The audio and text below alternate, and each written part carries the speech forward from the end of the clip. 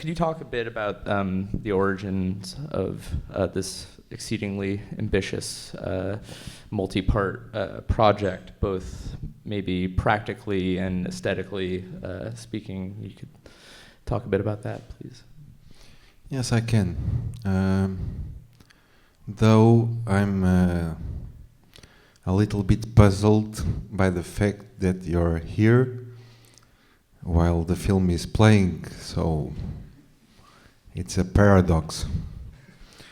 So let's talk about something that is happening right now. It's sold out. I have some tickets, I think, but the film started like 1 hour ago, so. This film came from two different things.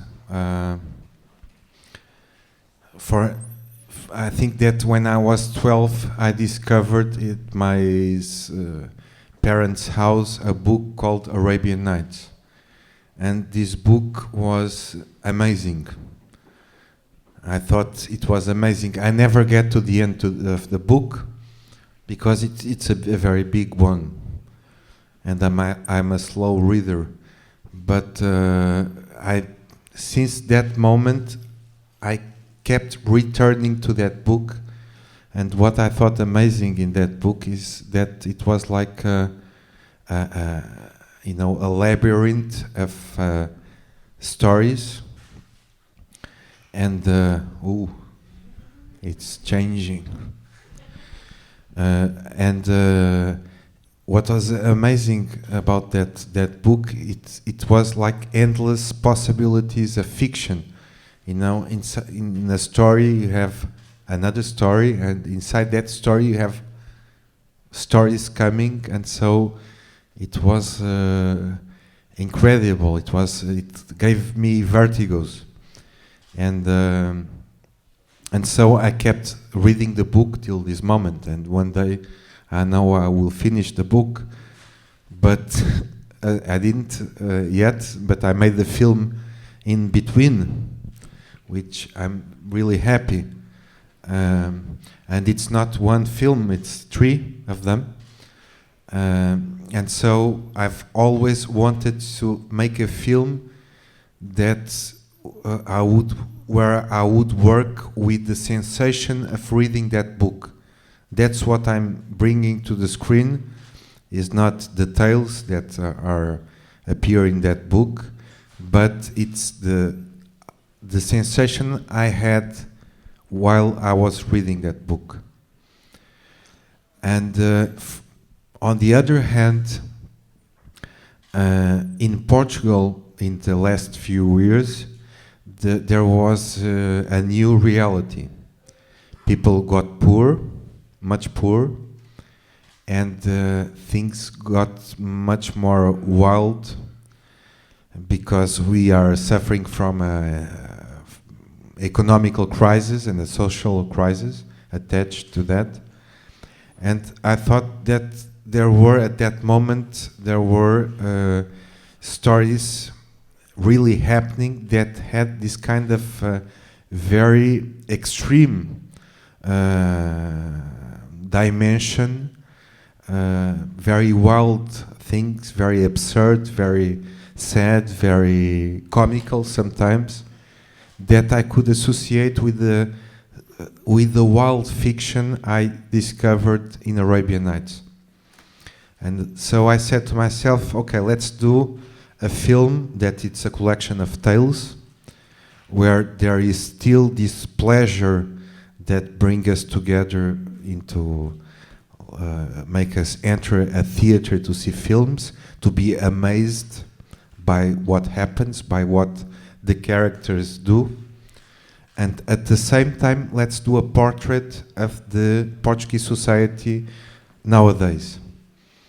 And so let's put Sherazade telling not the tales that are in the book, but let's invent tales, let's fabricate some fiction for Sherazade with having as basis the things that are really happening in Portugal. It was like this. So, I, I guess most of your work is marked, I think, by this kind of interest in like a heterogeneous structure. Your films are often segmented. This is true of Tabu, which was in the New York Film Festival a few years ago. It's also true of maybe your sort of breakthrough film, Our Beloved Month of August. And I think it finds its most radical expression to date in your work in Arabian Nights. Could you talk a bit about what attracts you to this sort of this idea of segmentation and these multi-part films? Yeah, because I think every one of us, of course, everyone is different from each other, and that's good. We are not robots. Myself, I have this idea that sometimes people say, "Oh, this film is not very good because it's too slow, because the shots they are too long." And for instance, me, I can understand that people have this reaction. I don't care about that. For me, it's not. The speed in cinema is not about changing the shots. The speed in cinema, for me, it's about what's the range you travel. And so for me, it's important to have very different things, very different elements in the film. And I think that the speed in the film is how it's the range, it's about the range you travel from place A to place B. And so I try to have place A and place B, and sometimes C and D, and this time I've overdone it, and I think we have the whole alphabet there. And for me, this is important because as a viewer, before I was a filmmaker, I was a viewer, of course. This is how I think you start to have an interest to make films. You start to love films watching them. At least it was like this for me. And for me as viewer, it's very important that the films can show me different things. Not just stay in the same place, but let me, because I know I'm sitting in a chair and everything is an illusion. But I think that I'm more rewarded as a viewer if the film allows me to travel inside the world that the film is showing me. And so this is important to me, that you don't it's like a piano, you have to play all the keys, and I want to hear all the keys the piano has, and I want to go from one to the other. And in addition to mixing narratives, you in this film, as with Tabu, you mix film stocks or gauges. So I was hoping maybe you could say a bit about the motivation behind shooting on 16 and 35. I think it's pretty interesting given the scope and the ambition of this project. Yeah, but because I'm starting to get really not really, but a little bit old. And so as I'm a little bit old, when I started to see films, every films were shot on film. And the screenings, they had these wonderful things that myself I associate with cinema, which sometimes they were like going like this, you know. If you go to a cinematheque, there is still cinematheques here that show films in 35. We're in one right now. Okay, yeah. Congratulations. And of course, the texture of a film shot on film is different that when it's shot in digital. And for me, when I was watching films, I believed that cinema was not about showing everything. It was like, you know, shadows and light. Of course, in black and white, it's very visible. And so sometimes with digital, I have the impression I'm looking through a window. Like I'm in the car and I'm watching the world through a window. So I get this sensation, but I think it's because I'm a little bit old that I'm seeing too much. I'm seeing too much. Everything is too defined. Everything appears to be like in life. And cinema was never like life, you know? You know The Wizard of Oz, the film? I really love that film. It's one of my favorite films. In this film, you have two parts too. There's one in Kansas, and there's one in Oz. And so Kansas is life, and there is this girl called Dorothy, and she has a dog called Toto, and by accident, they go to Oz. And Oz is cinema, so it doesn't look like Kansas, a little bit because everything was shot in a studio in Los Angeles, but this is only a detail. When she goes to Oz, there is a new world that says something about our lives, but it doesn't look like our life. And for me, this is cinema. And this is also your first time shooting in scope. What motivated that? John Carpenter. And I thought, what the hell? I'm going to do a film called Arabian Nights. So let's do it in a proper way. So I use anamorphic lenses, the scope lenses, because I thought, well, it was the epic frame we are used from Ben-Hur to everything in this mythical scale.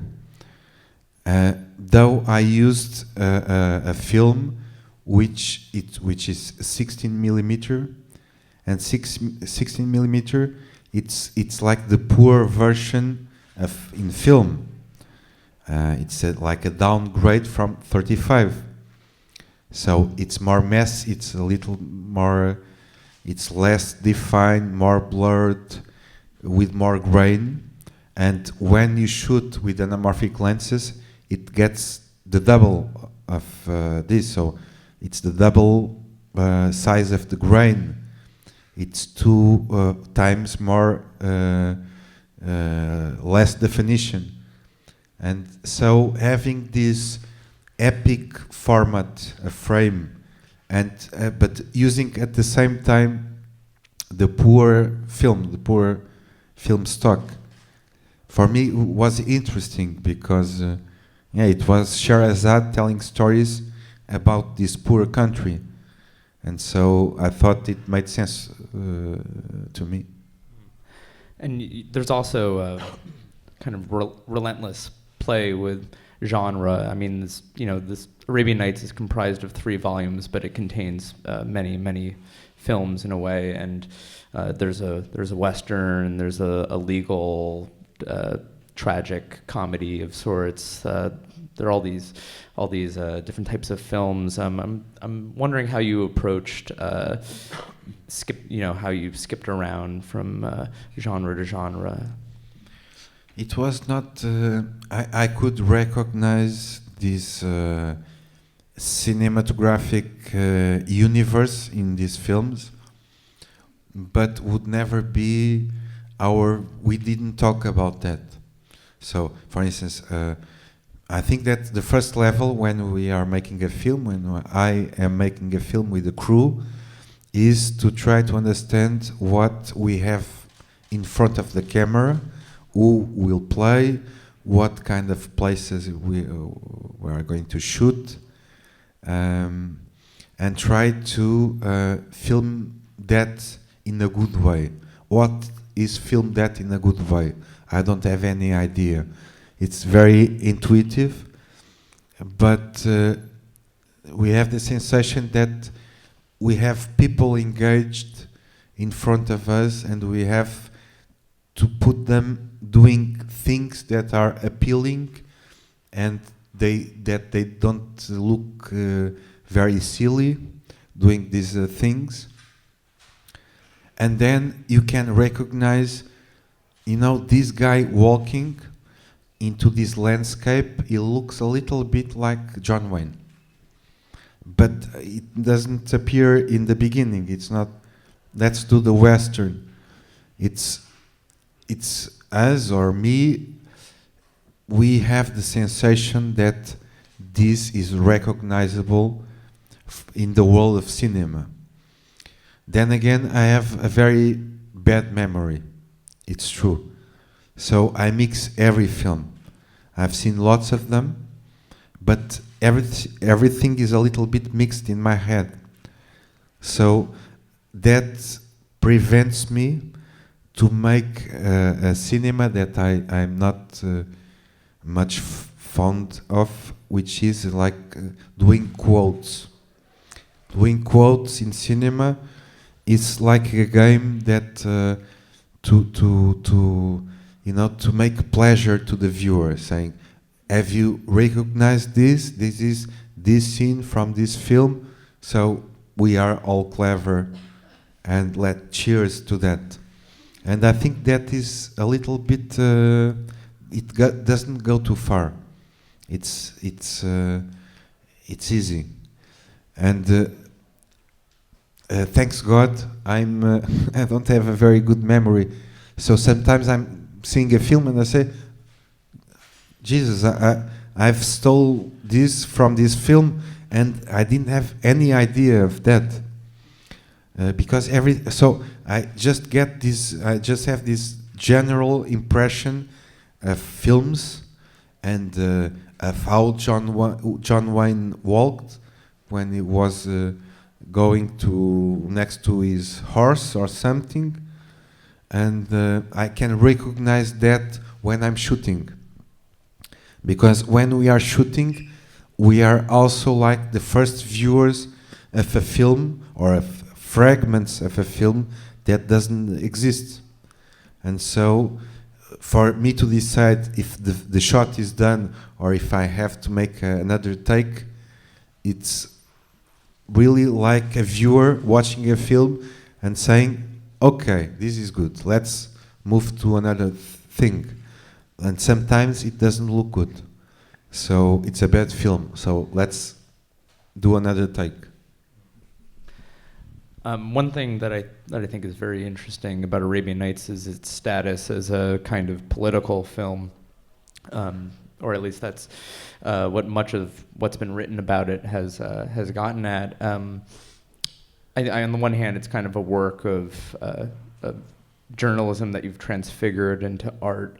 But I also think sort of the scope of what you wanted to do with the film, or what it seemed you wanted to do, is itself kind of political. Maybe you could talk a bit about what it means to you to think about this film as a kind of political work of art. Yeah, we can talk about political like in two different ways. One is if you have a very clear idea of how society should be organized, and you try to make a film to show that and to convince the viewer that you got it, and you can try to convince the others that this is the good system. Unfortunately, I'm not that clever. So I don't know what's the good path to the future or to the progress or something. If I would know, I would quit making films and I would apply myself to be the president of the Republic in Portugal. We could use someone that could do that in a good way. But unfortunately, I'm not capable. So my only thing is make films, and I think that I try to make films about how people relate one to the others. And what's politics? It's how people try to organize themselves together to try to live in a fair way. It should be like this. And so the film is dealing with this. This Arabian Nights is dealing with this, with how people can exist with the others in like a community in a country, but it doesn't say this is the good way. So there is a kind of films that we call militant films, and I don't think my film is a militant film because I'm not capable of knowing what's good. Sometimes I have the feeling about what is bad. For instance, in the last years in Portugal, I think that we have very, very bad measures, political measures, and I think this is bad. But what's the good way? I'm not capable to say. What I can do is to show things with one idea that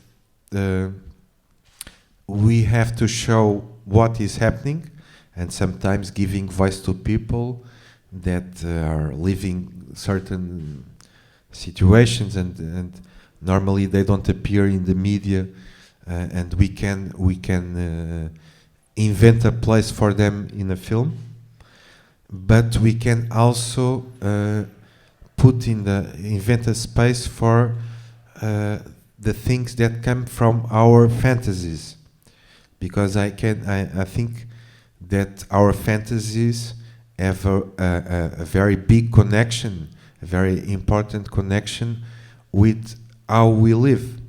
I mean, our fantasies are not only like something that appeared in a parallel world. This parallel world came from our experience to live in a certain moment in a certain country, and so I think they express something about how we feel things in society. So naturally, for my final question, before we take some questions from the audience, I wanted to transition from politics to pop music, because you make some of the most striking use of pop music in your movies of anyone working today, I think. And in one of the defining or sort of pivotal moments in Tabu is scored to a Portuguese rendition of "Be My Baby," and there are a number of really sorry to disappoint you, but it's not Portuguese. It's not. No, it's it's from Madagascar. It's sing in Spanish, but it's a group, an African group in '66, I believe, called with a French name called Les Surf, the Surfers, and they were. It was a little bit like the Jackson 5 in '66 in Madagascar, and they were singing in Spanish. It's a strange world. Well, I'm sure the Portuguese version is good too.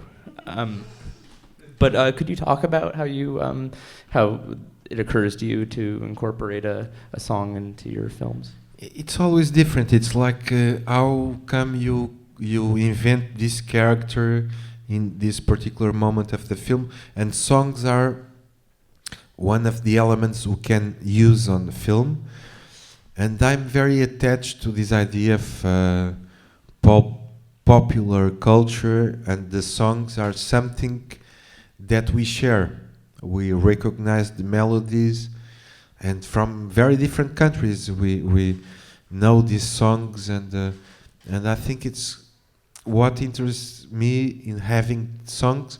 It's always different things, but I think the the main thing is, yeah, to have songs that can sometimes express feelings or tell something about what is happening in the film in a very quick way. There is, for instance, one of my favorite genres in American cinema is musical comedies from the. I've already told you about The Wizard of Oz, but I really love this kind of crazy thing, which is people nowadays are very strict with films, saying, "Oh, this is nonsense. This could never really happen in reality." And when we are all seeing a musical comedy, we accept this completely artificial and kind of stupid thing in a good way, that people start to sing in the middle, they are talking and then they start to sing and dance, and this is beautiful. But and so sometimes with a song in a musical comedy, you can tell what's happening with in the story, with the feelings of the characters in 3 minutes in a completely artificial way. You accept that because you know it's like this. It's not reality. It's the dream of reality, which is cinema, and which is talking to us about reality and our lives. So we can take some questions from the audience. Anyone?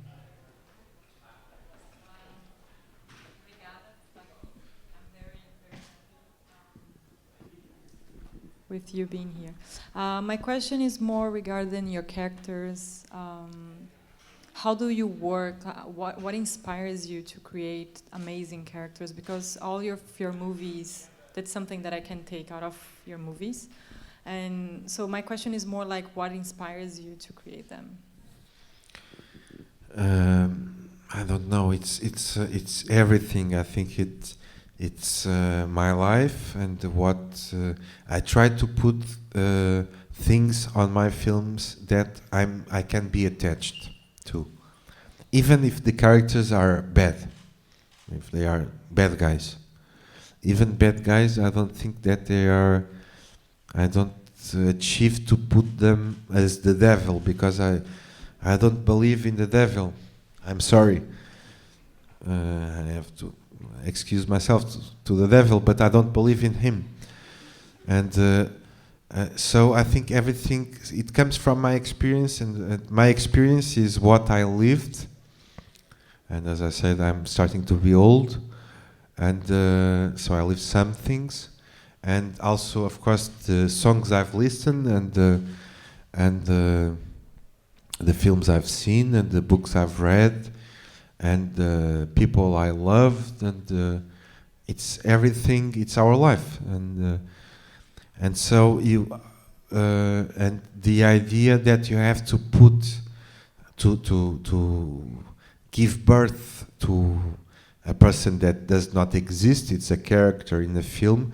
You have to, in a way, like this character, and then someone will play it.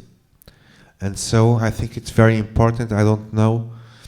I think that I think Apishapong Verazatakul, which is a director, I really like his work.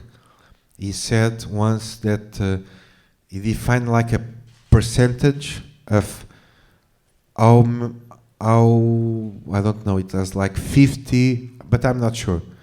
The percentage I'm not sure, but let's imagine it was like 50-50. 50 for the character and 50 for the person that would play the character. And that to make someone, a character, to appear in an interesting way for him was to have half of the people that was playing the character and half what he thought it would be the character. And so I don't know the percentage, but I think it's I believe that the person that will play the character will have to appear too. I don't believe that someone can transform itself, and I know there is some people that have this idea that you can gain like 50 kilos and transform yourself, and I appreciate that effort myself, but I think I'm much more into, like, for instance, actors like Robert Mitchum. He was Robert Mitchum. John Wayne, things like people like this that ask to the director, okay, this film is with horse or without horse, and shall I go left to right or right to left? Because when they are doing it, you can see themselves, the actors, and so it's not because they are not good actors. It depends. It depends. In this film, if there is, if you have seen, for instance, the second volume of the film, we have as protagonists in the second volume, we have this guy that is not an actor, that plays Simon without bowels, which is a non-actor, and he's like John Wayne. He walks in a way in the countryside. He walks in such an elegant way. I could never. It comes from him. And there are some people that, in front of the camera, they do exactly what they do if the camera was not there. I don't know why, but it's like this, and we have to profit from that, and so it's a non-actor that does this part. And then you have this second story with a judge, and this part is very written, and this actor that plays the judge, she's a very, very good actress of theater, and she does an incredible job. Yeah, I could never ask the non-actor to do that, and I couldn't also never ask for the theater actress to walk that way in the countryside. And in the third segment, the main character is a dog, and he obeys 3 orders. And the orders are: stay, go, and put it in your mouth. The 3 orders he follows, and he gives an excellent performance. So you can work with different people in different ways. It depends on what we are trying to have, and what are the people or the animals, in this case, that are you have with you. I think we have time for at least one more. Yeah.